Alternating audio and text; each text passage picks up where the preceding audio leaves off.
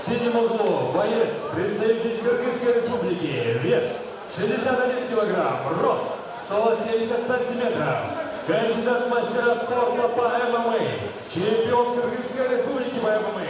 Сегодня состоится его профессиональный дебют. Представляет команду Джон Борс, тренируется под руководством Азиза Мусаева.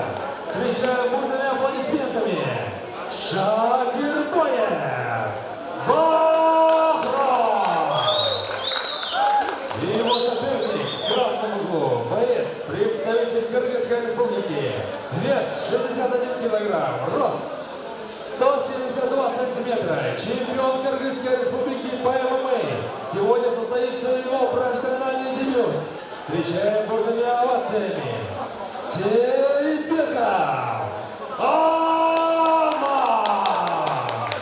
Бойцы в центр.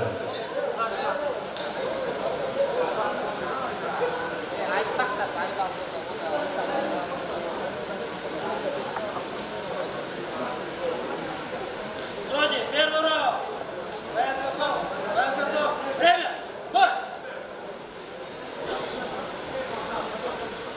Ну а тем временем готовятся бойцы по тайскому боксу, потому что после этого мы начинаем бои по муай-тай.